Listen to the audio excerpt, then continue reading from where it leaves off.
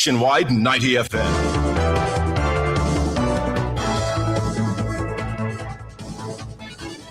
Now to the details.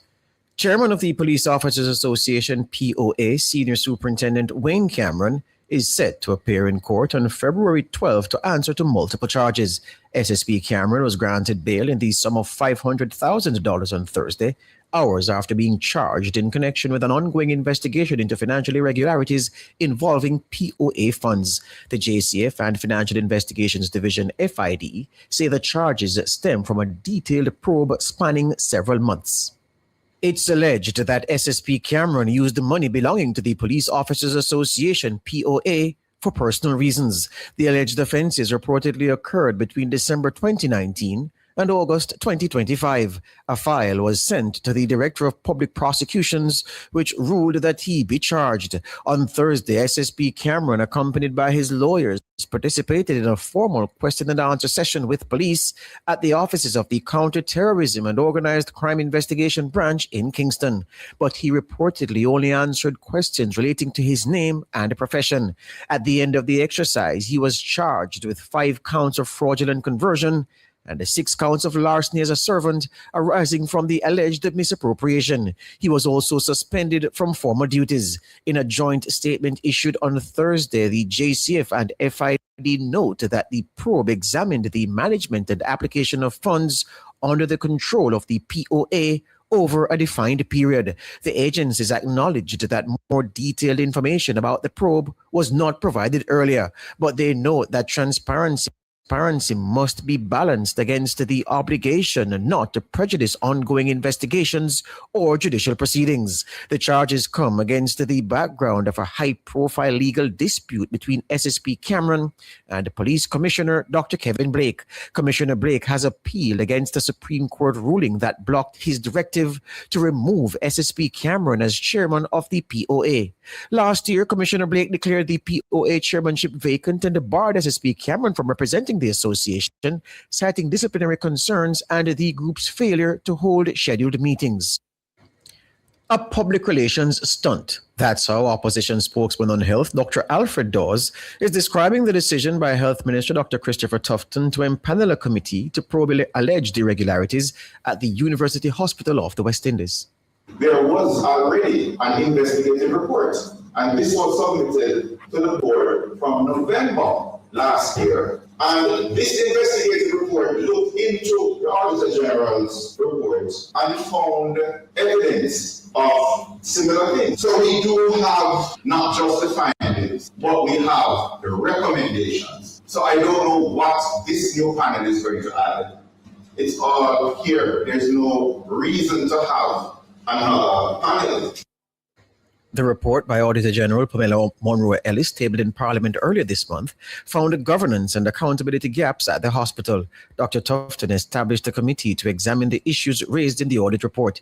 The committee will be chaired by a prominent businessman and former president of the Private Sector Organization of Jamaica, Howard Mitchell. Dr. Dawes says now is the time for action, not talk. Is the minister aware of this investigative report? And if he is aware of the investigative report, why was this not made public? And why is he creating another panel instead of insisting on these changes? Again, it speaks to PR over the need and the political will for reforms at the University Hospital. Dr. Alfred Dawes, opposition spokesman on health and wellness, he was speaking at a PNP press briefing on Thursday. Advocacy group Jamaicans for Justice, JFJ, is welcoming the slew of amendments to the Cybercrimes Act, which aim to provide stronger protection against online abuse and exploitation. Executive Director at JFJ, Michael Jackson, says the proposed punishment for revenge porn is something the group has long agitated for.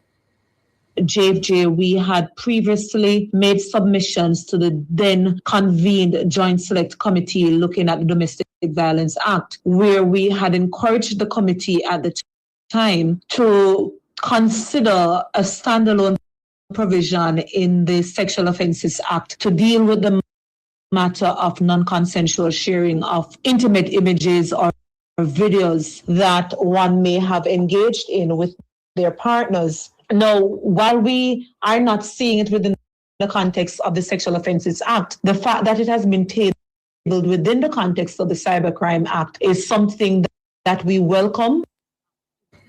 Technology Minister Dr. Andrew Wheatley tabled the bill to amend the Cybercrimes Act in the House of Representatives on Tuesday. The amendments include the criminalization of explicit images generated by artificial intelligence. In the debate on the bill, opposition leader Mark Golding voiced his concern about limitations of the proposed legislation. He pointed to the risks posed by AI. Jackson says JFJ shares those concerns. We take note that the parliamentary opposition has raised some concerns, in particular one raised by the leader of the opposition, Mark Golding, around the broad framing of historical events and how it can possibly undermine the protection that one would seek to give victims, that those should be considered. However, the passing of the bill should not be delayed at all. Nevertheless, we echo the concerns raised by the parliamentary opposition that a comprehensive review of the Cybercrime Act is certainly in order. Given the fast-paced change in technology, I think review of a cybercrime legislation should be an iterative process, because we see how artificial intelligence is being utilized. Meanwhile, Michael Jackson also wants the public disclosure of someone's health status to form part of amendments to the Cybercrimes Act. We do provide legal support to people living with and affected by HIV, and we have seen where there's unauthorized disclosure of sensitive personal information, like one's HIV status, by family members, by their next door neighbors. And when you look at the context of that individual or community-based setting, there are gaps with what the data protection and the broader privacy laws would actually give to such individuals. And therefore, it is important that the House in future look at how we protect our most vulnerable, including people living with HIV. Michael Jackson, Executive Director of JFJ. The private sector organization of Jamaica, PSOJ, will continue to advocate for more sustainable crime reduction measures. So says the newly installed PSOJ President Patrick Hilton. Crime, as we know, is not just a social issue, it is an economic issue. Businesses cannot invest confidently, workers cannot commute safely, and communities cannot thrive in unsafe environments. Public safety must remain above politics, and the private sector will continue its advocacy for and support of initiatives which reduce crime on a sustainable basis. As a country, we have made significant progress in crime reduction, and it is important that we continue along, and where possible, we accelerate the progress that we have made. The Jamaica Constabulary Force reports that murders are down by 54% this year. It says up to January 24, 32 homicides had been committed in the country. This is in stark contrast to the 59 murders recorded in the corresponding period in 2025. Hilton says crime continues to be an impediment to economic growth. One of the restrictions, I think, on growth is just the cost of crime, right? And here I'm talking about the cost of security, protection against criminal activity, the need to build all kinds of barriers to hire more security, all of those things. We are utilizing resources which could be used to facilitate other things which are growth enablers. Patrick Hilton, President of the Private Sector Organization of Jamaica. A man believed to be of unsound mind was fatally shot during an alleged confrontation with the police at a premises off Caledonia Road in Mandeville, Manchester on Thursday. The incident also left a policeman nursing a head injury. The dead man is still unidentified, but reports are that about 3:30 p.m. he barricaded himself in a house and proceeded to throw stones at workers at a furniture store. Concerned citizens called the police. The man also hurled stones at members of the police team that responded. A member of the police team collapsed after being struck in the head. His colleagues then opened fire, hitting the man. He was taken to the nearby Mandeville Regional Hospital, where he was pronounced dead. The injured policeman, meanwhile, was taken to Mandeville Regional Hospital and then transferred to a private facility. There have now been 26 fatal shootings by the police since the start of the year. The murder trial of 6 policemen continued on Thursday in the Supreme Court, with the prosecution's key witness, a senior politician, maintaining that he witnessed the 2013 fatal shooting that left 3 men dead. The senior politician, Agriculture Minister Floyd Green, was responding to defense attorney Hugh Wildman under cross-examination. Robian Williams was in court. The 6 lawmen are Sergeant Simroy Mott, Corporal Donovan Fullerton, and Constables Andrew Smith, Sheldon Richards, Randy Rose, and Richard Lynch. They are on trial for murder in connection with the 2013 killing of Matthew Lee, Mark Allen, and Eucliffe Dyer. The prosecution's main witness, Floyd Green, detailed watching the shooting incident unfold on January 12, 2013. He said he was inside the apartment with his significant other and their infant son when he heard what sounded like a gunshot. He testified that he went to the window about a minute later and observed the scene for approximately 5 minutes. Green said his partner later joined him at the window but could not say at what point during the incident she arrived.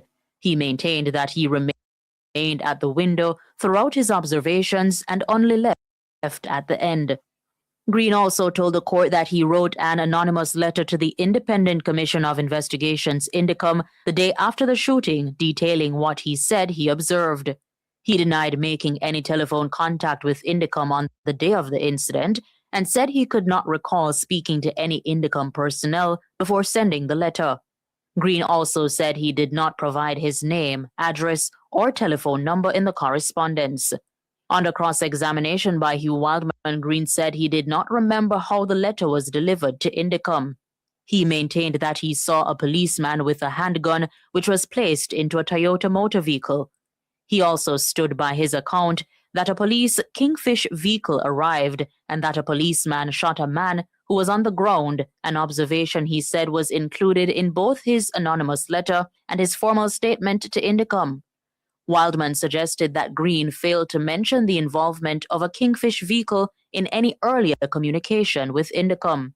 But the witness rejected the suggestion, insisting that he recorded what he observed when he wrote the letter. Green told the court that at the time of the incident, he was not preparing for a court case and only struggled with whether to become involved at all, deciding to act anonymously. He said he was surprised when INDECOM later contacted him and could not recall who specifically made contact or who took his statement.